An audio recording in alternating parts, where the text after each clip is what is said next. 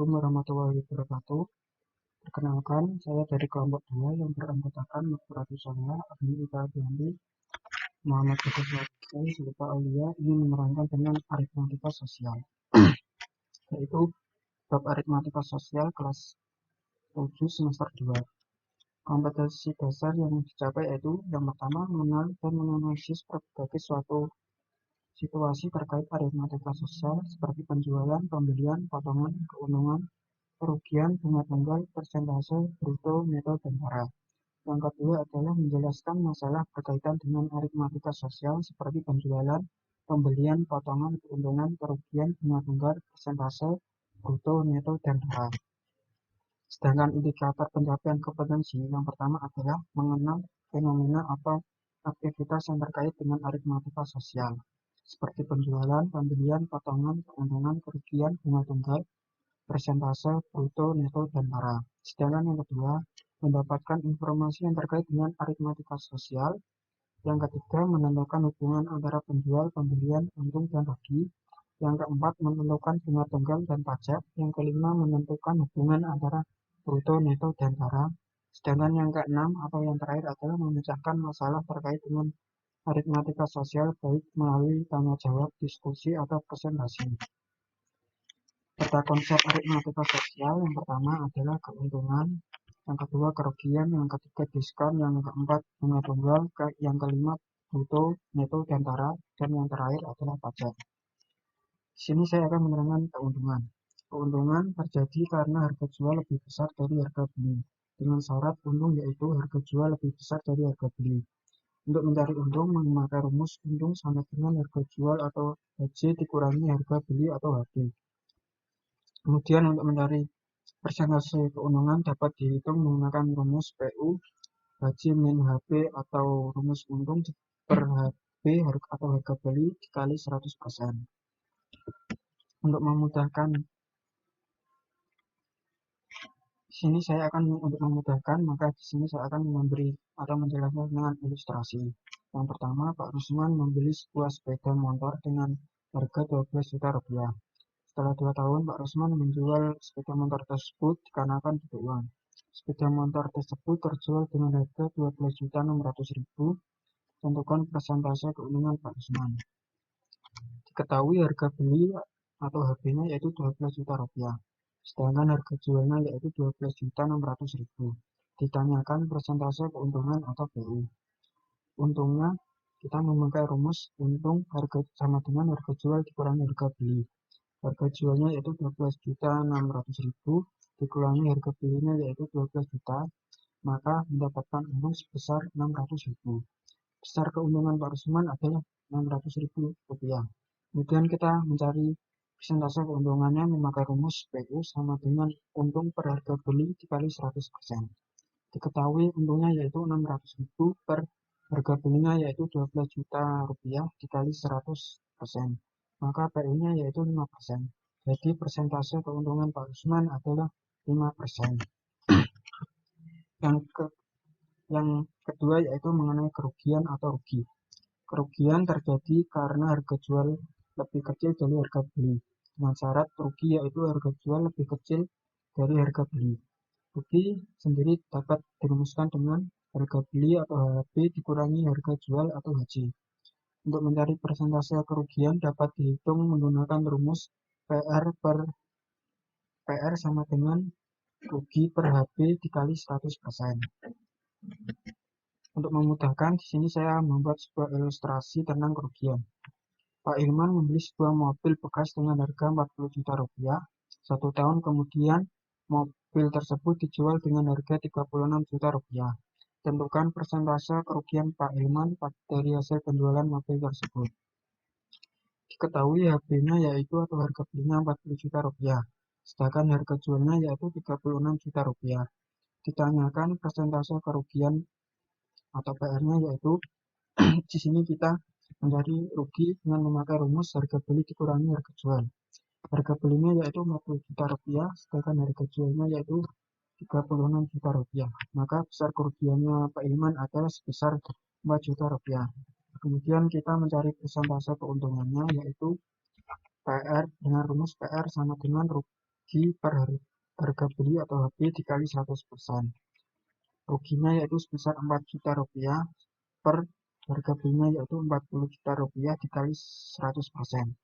PR-nya sama dengan 100%. Jadi persentase kerugian Pak Hilman adalah sebesar 10%. Sekian dari saya, maka Assalamualaikum warahmatullahi wabarakatuh. Selanjutnya, kita akan belajar tentang diskon dan bunga. Diskon adalah potongan harga yang didapatkan saat membeli barang. Diskon juga sering disebut dengan rabat. Untuk harga diskon tersendiri itu adalah persentase dari diskon dikali harga awal. Sedangkan harga barunya adalah harga awal dikurangi harga diskon. Untuk bunga pada aritmatika biasa mengacu pada bunga bank maupun bunga pinjaman. Secara umum, bunga dapat diartikan sebagai jasa berupa uang yang diberikan oleh pihak peminjam kepada pihak yang meminjamkan modal atas persetujuan bersama. Dalam ilmu ekonomi, bunga itu terbagi menjadi bunga majemuk dan juga bunga tunggal. Namun, pada kali ini kita akan belajar tentang bunga tunggal dahulu ya. Nah, ini itu rumus dari bunga. Bunga ada sama dengan persentase bunga dikali waktu dikali modal.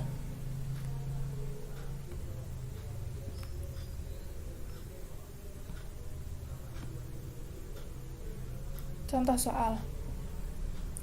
Pujo meminjam uang sebanyak Rp1.500.000 pada Bank ABC dengan bunga 6% per tahun.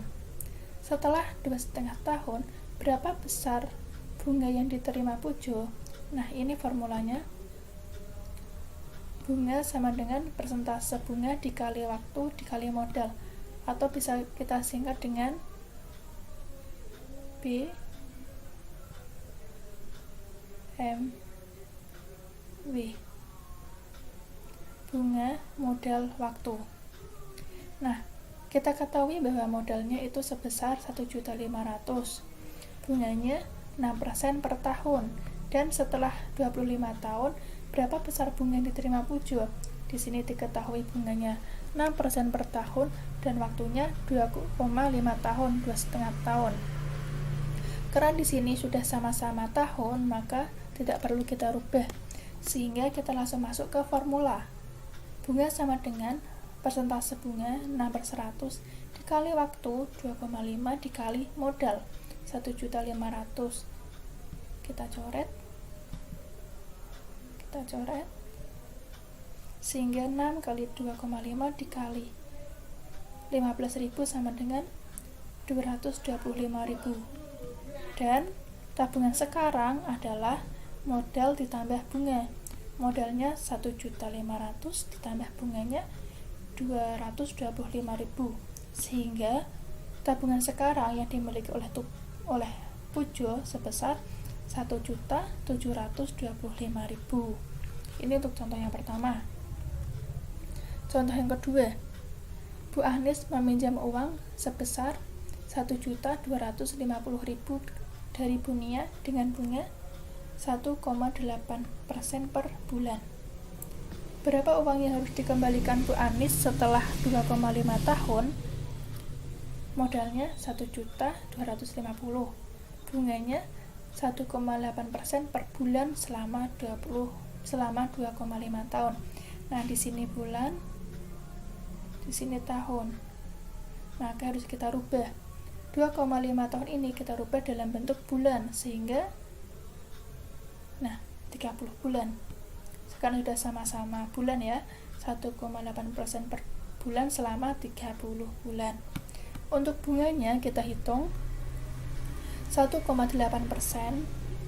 dikali 30 dikali 1.250.000 sama dengan 675.000. Nah, tabungan sekarang adalah bulan ditambah bunga. Bunga modal ditambah bunga. Nah, modalnya sekian, bunganya sekian. Nah, jadi tabungan. Sekarang itu sebesar ini. Jadi Bu Anis harus mengembalikan uang sebesar Rp1.925.000 ke Bu Anis, ke Bu Nia. Sudah hampir 2 juta sendiri ya. Nah, apabila ditanya cicilan, dicicil itu berapa ya kalau misalkan Bu Anis mau mencicil? Nah, langsung saja kita hitung berapa besar uang yang harus dibayarkan, kan sudah didapat 1.925.000. Selanjutnya kita bagi dengan waktunya. Misalkan waktunya itu selama 30 bulan, selama 30 kali cicilan. Berarti 1.925.000 dibagi 30 sama dengan 64.166,667. Ya, kita bulatkan saja menjadi 65. Jadi semisal Bu Anis mau mencicil hutangnya, maka Bu Anis harus membayar 65.000 per bulan ke Bu Nia. Nah, itu contoh bunga. Berikutnya contoh diskon. Contohnya yang pertama, untuk contoh diskon, sepasang sepatu harganya 250.000 dan toko yang menjual sepatu tersebut memberi diskon 30%. Berapa harga yang harus dibayarkan bila kita membeli sepatu tersebut? Nah, harga awalnya kan 250.000, diskonnya 30%. Harga diskon berarti diskon dikali harga awal, 30% dikali 250.000 sama dengan 75.000. Sehingga harga akhirnya adalah harga awal dikurangi harga diskon.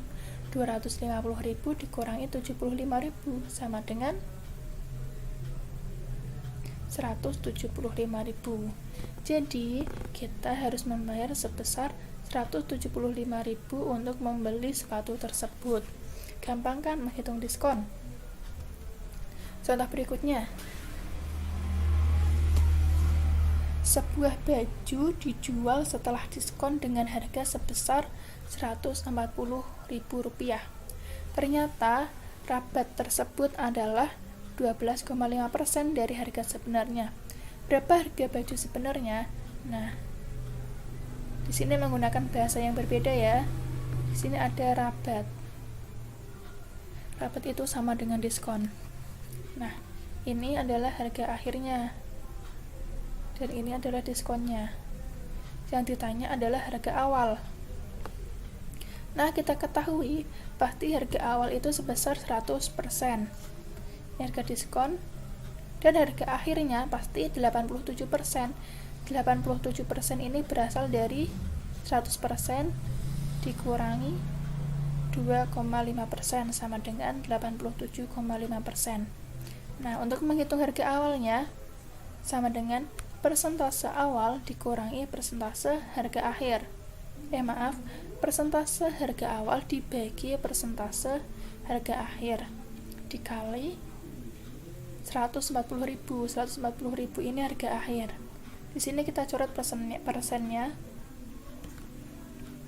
Nah, ini kita sederhanakan, masing-masing kita bagi 12,5 menjadi 8, dan ini menjadi 7 dibagi 12,5, sehingga 8/7 dikali 140.000 sama dengan 160.000. Jadi harga awal dari baju tersebut sebelum didiskon adalah sebesar 160.000. Materi selanjutnya yaitu mengenai pajak. Pajak adalah besaran nilai suatu barang atau jasa yang wajib dibayarkan oleh masyarakat kepada pemerintah. Besarnya pajak diatur oleh peraturan perundang-undangan sesuai dengan jenis pajak. Jadi, dalam pembayaran pajak itu nominal yang dibayarkan itu berbeda-beda. Sebagai contoh, ketika kita membayar pajak rumah dengan ketika kita membayar pajak kendaraan, tentu nominal yang kita bayarkan itu jumlahnya berbeda. Dalam transaksi jual beli, terdapat jenis pajak yang harus dibayar oleh pembeli, yaitu pajak pertambahan nilai atau yang biasa disingkat dengan PPN. PPN adalah pajak yang harus dibayarkan oleh pembeli kepada penjual atas konsumsi atau pembelian barang atau jasa. Penjual tersebut mewakili pemerintah untuk menerima pembayaran pajak dari pembeli untuk disetorkan ke kas negara. Dan biasanya besarnya PPN adalah 10% dari harga jual. Mari kita perhatikan contoh berikut. Seorang menjual suatu barang dengan harga 200.000 tanpa pajak. Barang tersebut dibeli oleh seseorang dengan pajak pertambahan nilai 10%. Artinya, harga 200.000 itu belum termasuk PPN 10%. Jadi jumlah yang harus dibayarkan oleh pembeli adalah 200.000 ditambah PPN. PPN-nya itu 10% dari 200.000. 10% dari 200.000 adalah 20.000. Jadi uang yang dibayarkan oleh pembeli adalah 200.000 ditambah 200.000 ditambah 20.000. Hasilnya Rp220.000. Jenis pajak berikutnya yang terkait dengan transaksi jual beli yaitu pajak UMKM, yang merupakan singkatan dari usaha mikro kecil dan menengah. Besarnya pajak UMKM sebesar 1% dari nilai omset. Omset sendiri adalah jumlah uang hasil penjualan barang dagangan tertentu selama satu masa jual. Satu hari, bisa 1 bulan atau bahkan 1 tahun. Mari kita lihat contoh berikutnya.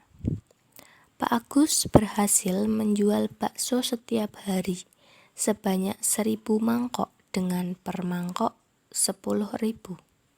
Artinya Pak Agus menjual bakso setiap harinya itu sebanyak 1.000 mangkok dan harga bakso per mangkoknya adalah 10.000. Untuk menarik pelanggan, Pak Agus memberikan diskon 10% setiap mangkoknya. Berapakah pajak UMKM yang harus dibayar Pak Agus dalam 1 bulan? Di sini terdapat 2 masalah. Yang pertama, diskon. Yang kedua, pajak UMKM. Langkah pertama, kita harus mencari omset Pak Agus dalam sehari. Di soal sudah diketahui bahwa Pak Agus menjual bakso setiap harinya sebanyak 1.000 mangkok. Jadi kita hitung 1.000 dikalikan 10.000 dikali 100% dikurangi 10%. Kenapa 100% dikurangi 10%? Karena Pak Agus memberikan diskon 10% setiap mangkoknya.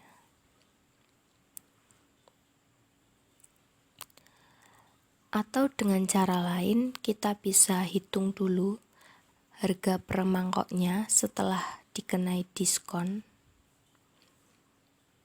10% dari 10.000 adalah 1.000. Jadi setelah dikenai diskon, harga bakso yang dijual Pak Agus menjadi 9.000 karena 10.000 dikurangi 1.000. Omset Pak Agus dalam sehari jadi 1.000 dikali 9.000 sama dengan 9 juta. Lalu kita hitung omset Pak Agus dalam sebulan. 9 juta dikali 30 sama dengan 270 juta. Selanjutnya kita hitung pajak UMKM. Dengan masa jual Pak Agus selama 1 bulan. Jadi kalau misal kita menghitung pajak UMKM masa jualnya 1 bulan, maka omset yang dimasukkan atau dihitung adalah omset dalam sebulan. Kalau kita menghitung pajak UMKM dengan masa jual 1 hari, maka omset yang kita hitung adalah omset sehari. Pajak UMKM-nya adalah omset Pak Agus dalam sebulan dikalikan dengan tarif pajak UMKM, yaitu 1%. 1% dari 270 juta adalah 2.700.000. Jadi Pak Agus harus menyetor pajak UMKM atas usahanya sebesar 2.700.000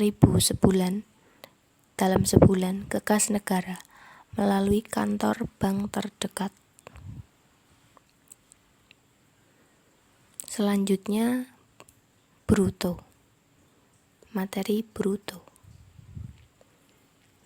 Istilah bruto diartikan sebagai berat dari suatu benda bersama pembungkusnya. Bruto juga dikenal dengan istilah berat kotor. Misal, dalam suatu kemasan snack tertuliskan bruto adalah 350 gram.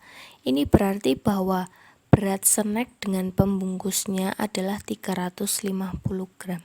Istilah bruto tidak hanya digunakan untuk menyatakan berat kotor suatu barang, namun juga digunakan pada dunia perpajakan, yaitu penghasilan bruto. Penghasilan bruto adalah penghasilan dalam satu periode waktu, bisa hari, bulan, dan tahun, yang belum dikurangi biaya-biaya untuk memperoleh penghasilan tersebut, seperti bahan baku, upah, iklan, transportasi, dan lain sebagainya. Perhatikan contoh. Andi membeli sebuah sereal rasa coklat. Pada kemasan tertulis bruto 350 gram. Jika berat kemasan sereal tersebut adalah 45 gram, berapakah berat bersih sereal? Berat bersih itu neto. Penjelasannya adalah sebagai berikut. Bruto sama dengan neto ditambah tara. Tara itu berat pembungkusnya. Jadi 350 sama dengan neto ditambah 45. Pindah ruas jadi 350 dikurangi 45. Jadi berat bersih sereal adalah 305 gram. Selanjutnya yaitu kita akan membahas tentang neto dan tara. Istilah neto diartikan sebagai berat dari suatu benda tanpa pembungkus benda tersebut. Neto juga dikenal dengan istilah berat bersih. Misal, dalam pembungkus suatu snack tertuliskan neto 300 gram. Ini bermakna bahwa berat snack tersebut tanpa plastik pembungkusnya adalah 300 gram. Sedangkan istilah tara diartikan sebagai selisih antara bruto dengan neto, di mana bruto yaitu berat dari suatu benda bersama dengan pembungkusnya. Misal, diketahui pada bungkus snack tertuliskan bruto bertuliskan 350 gram, sedangkan netonya adalah 300 gram. Ini berarti bahwa taranya adalah 50 gram. Atau secara sederhana berat pembungkus dari snack tersebut tanpa isinya. Sekarang ayo kita menanya, Apa hubungan antara bruto, neto, dan tara? Kemudian apa manfaat kita mempelajari bruto, neto, dan tara? Ayo kita menggali informasi. Presentase neto dengan tara. Misal diketahui neto sama dengan N, tara sama dengan T, bruto sama dengan B. Presentase neto dapat dirumuskan. Presentase neto sama dengan neto dibagi bruto dikali 100%. Sedangkan presentase tara dapat dirumuskan. Presentase tara sama dengan tara per bruto dikali 100%. Dalam mengaplikasikan pemahaman tentang bruto, neto, dan tara seringkali terkait dengan harga suatu benda. Dalam kasus tersebut, kita harus bisa menentukan pilihan mana yang lebih menguntungkan. Misalkan ada sebuah kasus. Adi berbelanja sampo ke suatu minimarket. Adi melihat ada 3 jenis kemasan sampo untuk merek yang akan dia beli. Kemasan pertama tertuliskan neto 70 ml dijual dengan harga Rp5.000. Sedangkan kemasan kedua tertuliskan neto 140 ml dijual dengan harga Rp9.000. Kemasan ketiga tertuliskan neto 210 ml dijual dengan harga Rp13.000. Seandainya uang yang dibawa oleh Adi tidak cukup untuk membeli ketiga pilihan sampo tersebut, manakah yang sebaiknya dibeli oleh Adi? Jelaskan. Nah, alternatif penyelesaiannya, bagi orang yang tidak mengamati neto tersebut mungkin akan memilih sampo tanpa ada pertimbangan. Namun, jika kita memahami makna neto tersebut, tentu kita akan bisa menentukan sampo mana yang termurah dilihat dari isi dan harganya. Untuk menentukan sampo manakah yang menguntungkan untuk Adi beli, maka kita uraikan dalam bentuk tabel seperti tabel berikut. Ada kolom kemasan, isi, harga, dan harga isi. Harga isi kita peroleh dari harga dibagi oleh isi masing-masing sampo tersebut yang menghasilkan harga isi sebagai berikut. Nah, berkaitan dengan tabel tersebut, perhatikan perbandingan harga per mililiter dari 3 kemasan tersebut. Ternyata harga termurahnya adalah kemasan ketiga. Meskipun secara nominal harganya itu paling murah, ternyata harga per mililiternya paling murah. Nah, dengan begitu, seandainya kalian adalah Adi, seharusnya kalian memilih membeli sampo yang ketiga. Selanjutnya, ayo kita berlatih. Suatu benda memiliki bruto 5 kg dan neto 4,5 kg. Tentukan tara benda tersebut. Mari kita jawab. Di mana tara yaitu bruto dikurangi dengan neto. Brutonya adalah 5 kg dikurangi 4,5 kg, menghasilkan tara seberat 0,5 kg. Selanjutnya yang kedua yaitu suatu benda memiliki bruto 6 kg dan neto 5.500 gram. Tentukan tara benda tersebut. Pertama, rumus dari tara atau cara untuk menentukan tara yaitu bruto dikurangi dengan neto. Bruto yaitu 6 kg, kemudian neto di sini masih dalam satuan gram, kita ubah ke satuan kilogram menjadi 5,5 kg, menghasilkan tara seberat 0,5 kg. Demikian presentasi dari kelompok kami, semoga bermanfaat. Wassalamualaikum warahmatullahi wabarakatuh.